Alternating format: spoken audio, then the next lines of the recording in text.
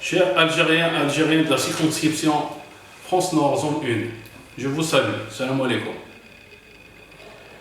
Je réponds à une question qui est récurrente, qui revient toujours.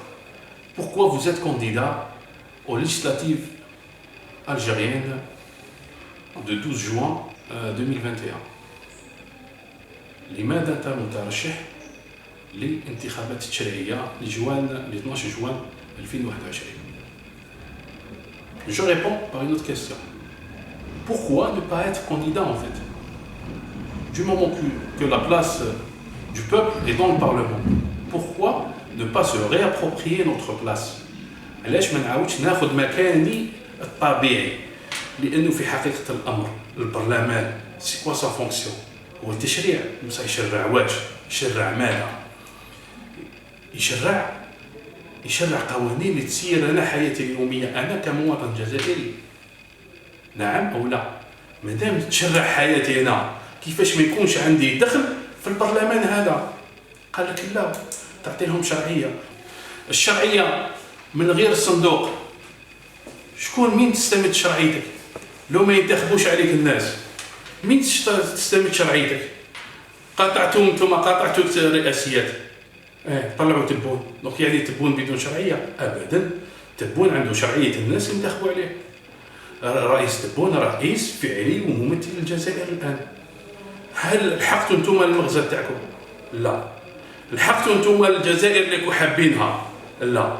ونزيد نقول لك ما تلحقش وعمرك لا تلحق، لأنك بطريقة طلاشات فيد بهذا تفكير الكرسي الفارغ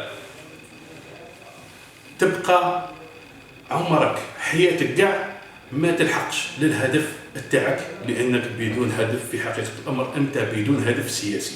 إذا كان الهدف السياسي تاعك أو ton objectif politique c'est avoir un changement stratégique dans le mode de fonctionnement de l'Algérie, il faut participer aux élections politiques et aux élections législatives. Il faut reprendre ta place au Parlement. لازم تاخذ مكانك الشرعي والطبيعي في البرلمان. لهذا واحد ما يحكي لنا ولا واحد ما يحكي لكم، واحد ما يغلطكم ويقول لك الانتخابات، إذا كانت الانتخابات هي وسيلة ديمقراطية، انت كيما تطلب ما كانش ما نديرش انتخابات، واش معناه؟ والله الديمقراطيه لك واش والله دوله القانون اللي انت توعدني بها؟ فين هي؟ وين هي الانتخابات بدون ديمقراطيه بدون انتخابات؟ شنو وين صارت في العالم هذا؟ انت تقول شوي ديمقراط، tu es démocrate, d'accord, mais الشرعيه la légitimité d'où tu tiens ta légitimité. شكون يعطيك الشرعيه؟ الشعب. والشعب كيف يعطيك الشرعيه؟ عن طريق الانتخاب. ما كاينش حاجه اخرى، ما كاينش. تحبوا المبايعه؟ ما فهمتش. كاين في العالم مازال يديروا المبايعه؟ كيفاش؟ ولا ولفتوا الكوطات، ولفتوا يحطوكم في البرلمان كيما بزاف ما يسموا رواحهم معارضين اونتر كيمي، ولفتوا تنيغوسيو.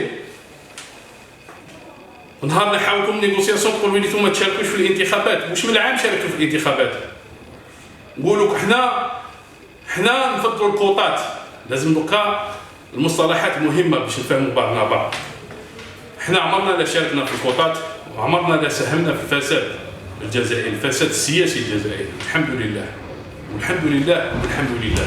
C'est pour cela une Algérie nouvelle doit être bâtie par une nouvelle classe politique qui doit émerger grâce au scrutin. بالشرعية الشعبية، الانتخاب، لازم طبقة سياسية جديدة نظيفة ما عندهاش انتيسيدون، ما شاركتش الدولة أو النظام في كوطاته في برلماناته entre guillemets. Son parlement, c'est parlement illégitime.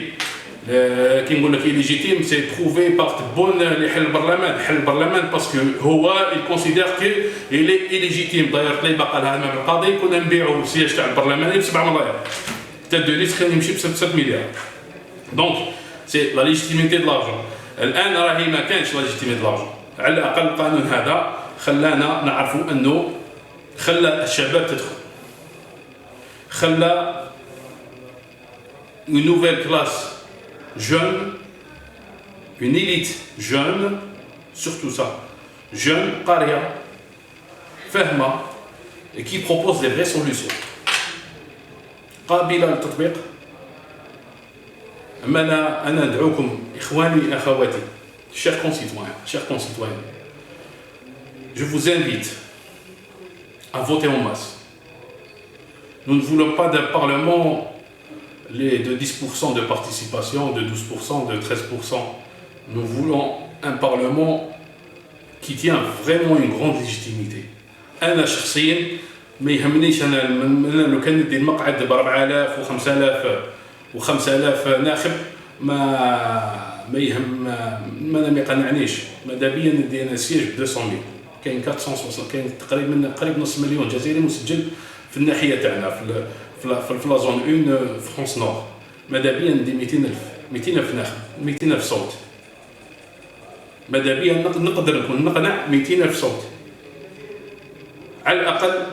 كي نتكلم في البرلمان نقولوا يا سي الوزير عندي 200,000 جزائري مورايا، معايا 200,000 جزائري وعندنا هذا المشكل ولازم نحلوا المشاكل تاع 200,000 جزائري اللي نمثلها، ونقولها له الصباح والعشيه وفي الليل قبل ما يرقد نردها له دواء حتى نحلوا المشاكل تاعنا. وقعدوا معنا ان شاء الله، ابونيو معنا في لاشين وبارطاجيو باسكو الان نحتاجكم. انا عمري لا قلت واحد بارطاجي لي فيديو. لا ماتنون جي بيزوان دو فو. Là, il faut partager nos vidéos, il faut surtout partager nos propositions, parce que les vidéos qui vont arriver, c'est nos propositions, c'est les propositions de résolution de vos problèmes, des problèmes de la diaspora. Notre